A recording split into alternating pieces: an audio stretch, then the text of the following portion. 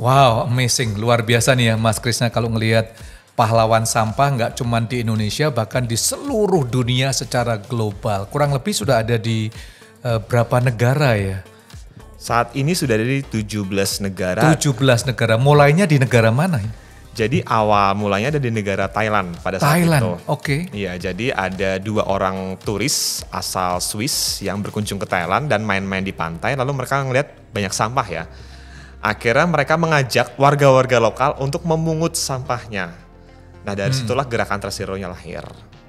Dari Thailand, kurang lebih tahun berapa ya Mas? Sekitar tahun 2009 kalau tidak salah. 2009, kurang lebih hampir 13 tahunan lah ya. Ya. Dan masuk Indonesia tahun? Kami mulai resmi sebagai yayasan itu tahun 2014. 2014 ya. Mas Krisna, gimana nih kalau orang lihat satu cerita untuk Indonesia lalu ingin jadi pahlawan sampah, apa yang harus mereka perbuat? Bisa ceritakan nggak? Yang pertama adalah kita mulai terbiasa untuk memilah sampah. Dan untuk tidak membuang sampah sembarangan. Hanya sesimpel itu sebenarnya. Oke. Jadi orang mikir ketika menjadi pahlawan sampah, oh saya harus tergabung nih di suatu komunitas atau organisasi, itu sebenarnya tidak perlu. Cukup mulai dari diri sendiri. Kita membawa misalnya kotak makan, botol yang bisa dapat dipakai berulang-ulang, botol plastik, botol stainless. Itu sudah jadi pahlawan sampah karena kita berpartisipasi untuk mengurangi.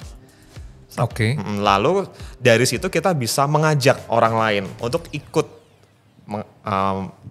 bergerak, ikut mengubah gaya hidupnya.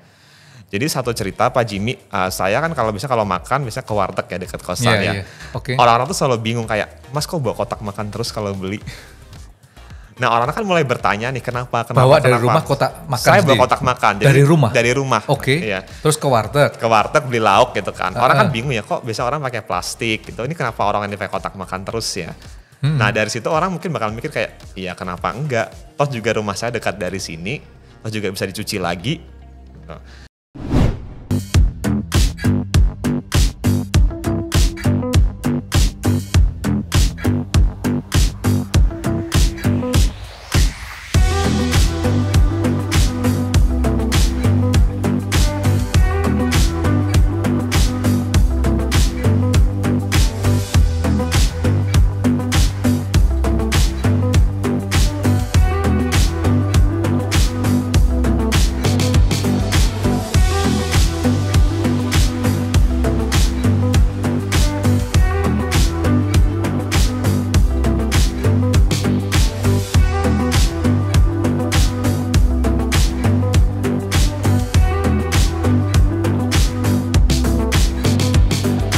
Nyatanya kami itu ya dari kami sendiri, individu-individu, setiap kali kami pergi kemana-mana mau jajan ya kami pakai bawa empres sendiri, kayak sedikit rempong kayak mama, tapi inilah kita ini bawa sedotan juga.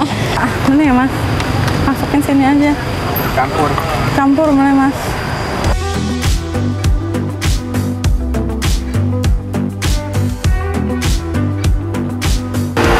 Kita beli batagor, lapar bro.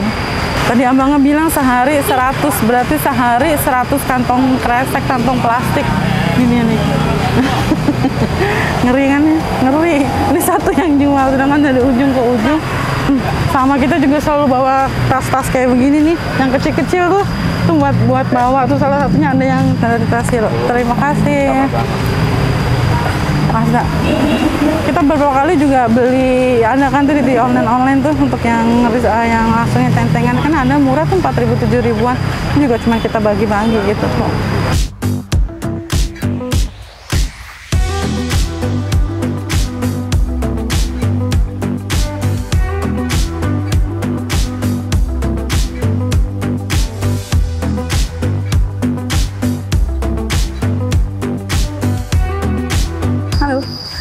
Saya Nuka Kristiana Sari dari Trust Hero Bintaro. Cakupan kami itu Bintaro dan BSD. Tangsel itu, sorry ya, kayak autopilot rasanya, banyak banget sampah. Terus mulai di awal tahun 2022 itu kan lebih sering banget banjir kita. Dicari kenapa sih penyebabnya, memang ada bangunan-bangunan baru kayak gitu juga kan, tapi ternyata ya irigasi itu sampah banyak. Terus kalau ruteku itu kan dari Pamulang ke Sektor 3 itu kan ngelewatin taman tuh, banyak anak-anak, biasanya sore pagi juga ada kayak gitu. Sampahnya banyak banget itu, kali itu sampah banget. Dari situ sih pengen yuk terus kita pelan-pelan nih, kalau udah ada kita terus ke sekolah kan juga dari Diknas juga kan mereka kan bikin ya untuk yang kayak recycle something kayak gitu. Kita nggak bisa banyak ya, kayak cuman ambil aja, paling enggak kita ambil kan orang jadi aware, oh iya ya dia aja ngambilin, gue jadi jangan sampai buang sampah. Memang nggak mungkin banget bersihin dunia dari plastik, tapi kita paling nggak bisa mengatur, mengredus kayak gitu kan. Kayak gitu sih pengennya itu. Dulu saya juga pernah waktu saya kuliah, saya mungkin orang pertama yang bawa botol minum dalam kelas. Setahun 2 tahun kuliah, semua orang mungkin bawa botol minum setelah itu. Karena mereka mulai melihat manfaatnya, ternyata sedikit sampah membawa manfaat bagi diri mereka sendiri, akhirnya mereka mulai mengikuti gitu. Jadi pesan yang selalu kami sampaikan nih ke para volunteer Trust Hero adalah jadilah contoh buat orang lain. Dengan menjadi pahlawan bagi diri sendiri terlebih dahulu. Jadi tadi yang pertama kan kesadaran tuh ya. Habis kesadaran jadilah teladan gitu ya, mengurangi sampah. Betul. Yang ketiga kalau mau join dan pakai kaos kuning I'm a Trust Hero itu gimana? Kami punya syarat kalau di Jakarta itu 3 kali clean up rutin. 3 kali clean up rutin. Bisa dapat kaosnya secara gratis. Wow, teman-teman ayo 3 kali, cuma 3 kali bersama-sama, and then menjadi habit kali ya. Betul. Sehingga kita punya kesadaran, memberikan teladan dan hidup bersih, sampah dari lingkungan kita gitu ya. Dan ini dahsyat sekali ya. Mas Krisna, jadi filosofi tadi udah disampaikan saya kira, memberikan kesadaran semuanya ya. Dan program utamanya apa selain membersihkan atau collect sampah-sampah? Baik, jadi program Trust Hero itu ada 3 ya. Pertama clean up biasanya tadi ya, membersihkan sampah setiap minggu sekali. Lalu kami juga punya Trust Hero Kids namanya. Nah ini tujuan untuk Trust Hero Kids. Jadi kami mengajak anak-anak di bawah umur 16 tahun untuk ikut clean up juga sebenarnya. Wow. Tapi mereka punya buku raport untuk mencatat perbuatan-perbuatan baik setiap minggunya. Jadi misalnya mereka membawa botol minum, tidak buang sampah, ikut clean up itu dapat poin. Nanti kalau sudah 50 poin mereka akan dapat kaos Trust Hero. Jadi berbeda dengan yang sudah dewasa ya. Kalau dewasa kan harus 3 kali clean up minimal. Kalau anak-anak mereka tantangannya beda lagi. 50 poin untuk kaos, 100 poin untuk sertifikat keikutsertaan Trust Hero. Jadi ada dalam buku raportnya yang isinya buku-buku cerita anak. Jadi clean up, yang kedua Trust Hero Kids. Trust Hero Kids. Ada lagi nggak? Yang ketiga kami mengajak perusahaan-perusahaan untuk mengubah gaya bisnis mereka. Jadi kami punya produk, itu ada botol minum stainless, botol minum yang dapat dipakai berulang-ulang, dan kantong plastik daur ulang. Jadi namanya reusable bag ya. Jadi kami menawarkan ke hotel, kafe, open perusahaan lainnya untuk menjual produk-produk itu dengan harga modal. Jadi misalnya harga botol ini 100.000, kami akan jual tanpa mengambil keuntungan Trust Hero. Lalu perusahaan-perusahaan ini dapat menjual dengan harga markup mungkin 30-50%. Dengan imbal balik ke Trust Hero adalah harus menyediakan refill station air minum gratis untuk setiap pemilik botol-botol itu. Wow. Nanti kami akan catat perusahaan ini ada di mana dan kami tampilkan di map Trust Hero global. Jadi setiap relawan Trust Hero mau kemanapun mereka pergi, Mereka bisa mencari, oh yang air isi ulang gratis ada di mana aja ya di daerah ini. Kalau di Jakarta di mana aja biasanya? Biasanya ada di mall, itu di toko-toko yang memang sudah berkomitmen untuk mengurangi sampah, maupun toko-toko kedai-kedai kopi beberapa juga sudah menjual botol dan menyediakan refill station gratis. Jadi ini cukup menarik dan sebenarnya kita bisa melakukan lah. Ini cuma langkah yang kecil ya. Mulai membawa botol-botol sendiri kemana-mana, refill sendiri ya kan. Lalu mulai membiasakan diri untuk tidak sembarangan membuang, tapi pada tempatnya sampah-sampah gitu ya. Ada pesan-pesan nggak dari Trash Hero yang Mas Krisna ingin sampaikan? Jadi kami ada beberapa kampanye Pak Jimmy sebenarnya. Yang pertama adalah kita harus sadar greenwashing pertama. Greenwashing ini trik greenwashing, mencuci hijau mungkin bahasa Indonesianya ya secara harfiah. Jadi ini adalah trik-trik marketing yang dilakukan perusahaan untuk membuat diri mereka terlihat ramah lingkungan. Jadi Trash Hero sebagai organisasi kami punya komitmen untuk tidak menerima bantuan dari perusahaan poluter atau perusahaan yang membuang sampah di lingkungan. Karena kan tadi seperti yang kami sempat sampaikan ya, kami lebih milih perusahaan itu mengembangkan atau membuat produk mereka lebih ramah lingkungan daripada mereka ngasih kami uang sebenarnya Pak Jimmy. Gitu. Itu misalnya greenwashing, karena misalnya ada banyak nih teman-teman mungkin ngelihat botol minum ada logonya dapat didaur ulang, atau misalnya beli kemasan deterjen ramah lingkungan gitu. Itu adalah trik greenwashing. Sebenarnya mereka tidak seramah lingkungan itu, tapi mereka ingin berpikir mereka ramah lingkungan. Jadi kita tertipu nih untuk itu. Nah itu kami harus kasih tahu secara rutin ke teman-teman relawan, hati-hati. Hanya karena mereka punya label bukan berarti mereka ramah lingkungan. Belum tentu ramah lingkungan, itu karena bisnis marketing strategi aja ya. Lalu kami juga sadar bahwa sampah ini kan menggunung ya di mana-mana ya. Tapi kalau Jakarta kita taunya Bantar Gebang kali ya. Jadi pemerintah sempat punya inisiatif untuk bikin PLTSA atau pembangkit listrik tenaga sampah. Tenaga dari mana? Ya dari sampah itu sendiri. Jadi membakar sampah untuk dikonversi menjadi energi. Nah itu kami ingin menyampaikan bahwa itu adalah hal yang keliru. Atau kami bisa sebut solusi palsu. I see.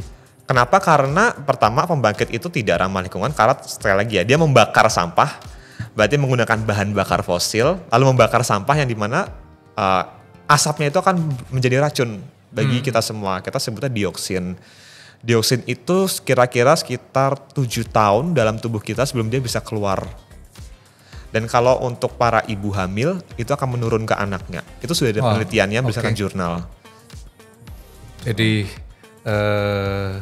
kita ingin ajak lah ya, Mas Krisna, at least mulai dari diri kita terlebih dahulu untuk menjadi orang yang punya kesadaran tinggi untuk ramah lingkungan, kebersihan dan sebagainya, bawa botol sendiri kemana-mana, lalu cari tempat yang bisa refill, and then terlibat langsung lah ya untuk membuat lingkungan kita bisa bersih dan sebagainya. Ada tantangan-tantangan khusus nggak Mas Krisna selama menjadi relawan Trash Hero? Kalau khusus untuk di Jakarta ya? Iya. Jakarta ini kan ibu kota, fasilitasnya lebih baik lah kita bisa bilang dibanding daerah lain. Sayangnya fasilitas lebih baik ini tuh justru menjadi bumerang juga bagi lingkungan. Karena orang jadi malas Pak Jimmy. Jadi misalnya kalau Jakarta, misalnya habis ada event atau keramaian, kita kenal pasukan oren. Iya. Atau pemerintah kayaknya waktu sempat ada wacana beli robot untuk membersihkan sungai. Nah, menurut kami itu orang jadi malas karena mikirnya kayak, oh ya udah toh sampah juga nanti dibersihin. Oh nanti ada yang mungutin juga. Nah itu yang menurut kami jadi tantangan karena kayak kami sempat mikir kayak clean up ini sebenarnya bukan solusi. Kami sadar kegiatan yang kami lakukan ini bukan solusi, tapi salah satu cara untuk menuju ke sana karena membangun kesadaran kan Pak Jimmy. Nah di Jakarta ini di Lapangan Banteng ini jadi tuh tenaga kebersihannya banyak sebenarnya Pak Jimmy. Di luar tuh beda sendiri, di dalam beda sendiri. Tapi setiap kami clean up, kok sampahnya tetap banyak ya? Ya karena orang mikirnya, oh ada petugas kebersihan, oh ada yang bersihin, atau enggak, oh ada yang baju-baju kuning dia akan datang setiap hari minggu untuk bersihin. Nah itu sebenarnya kami juga sangat gimana ya, sesalkan gitu, karena kenapa orang jadi manja gitu. Nah maka dari itu ketika kami clean up, saya pribadi selalu ngasih tahu ke teman-teman, Kalau misalnya kalian lagi clean up nih kan bawa karung sampah gitu kan. Kalau misalnya ada orang yang mau nitip sampah, jangan dikasih. Bilang tolong dibuang ke tong sampahnya. Karena kita bukan membersihkan sampah kalian di sini. Kami hanya membantu membersihkan yang sudah dibuang. Iya, iya. Jadi kita tidak ingin orang manja kayak oh dia lewat bersihin sampah, kasihin aja deh gitu. Nah itu kami hindari. Ya memang kalau saya ke Jepang ya Mas Krisna, cari tempat sampah itu susah. Betul. Tapi nggak bisa buang sembarangan juga karena nggak ada orang yang membuang ya. Iya. Budayanya udah mapan ya, sudah cukup penetrate di masyarakat sangat dalam sekali sehingga cari tong sampah. Betul. Dan pasukan orange sebenarnya harus dikurangi bukan ditambahkan, betul ya? Iya sebenarnya harus dikurangi dan kita menerapkan pola pikir repot sedikit tuh nggak apa-apa. Oke. Kayak misalnya kita lagi piknik nih atau misalnya lagi jalan-jalan, bawa botol minum mungkin agak berat, tapi nggak apa-apa, toh lama-lama juga terbiasa. Sekarang orang bawa botol minum sendiri. Kalau misalnya tadi seperti Pak Jimmy ceritanya di beberapa negara, orang tuh bisa suka bawa sampahnya dalam kantong mereka sendiri atau kantong saku, kantong tas. Repot sedikit kan, kayaknya kok bawa-bawa sampah ya kemana-mana, nggak apa-apa sampai kita nemu tong sampahnya. Karena itu kan kebiasaan ya Pak Jimmy ya, yang di tempat lain bisa, kenapa kita nggak bisa gitu kan. Wow, Mas Krisna terima kasih sekali nih.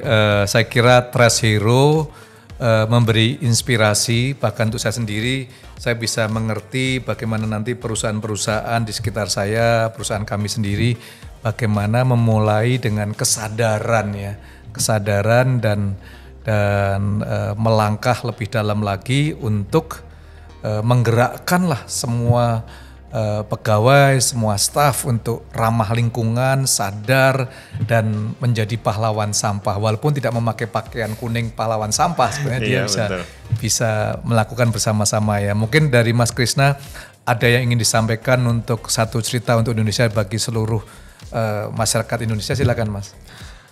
Jadi teman-teman sebelumnya terima kasih kepada teman-teman Cerita Indonesia sudah mengundang Trash Hero. Jadi ada 3 hal yang ingin saya sampaikan. 3 hal ini adalah cara kita untuk berpartisipasi dalam perubahan. Pertama, jadi contoh untuk diri sendiri. Kedua, jadi contoh untuk orang lain dan mengajak mereka untuk berpartisipasi. Dan ketiga, tuntut perubahan sistem, tuntut perubahan gaya hidup untuk lebih ramah lingkungan. Terima kasih. Wah, luar biasa. Simple, padat. Yuk kita sama-sama semua menjadi pahlawan sampah.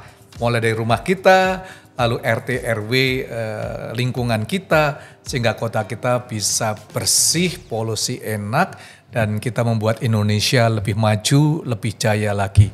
Terima kasih Anda telah menonton dalam video ini.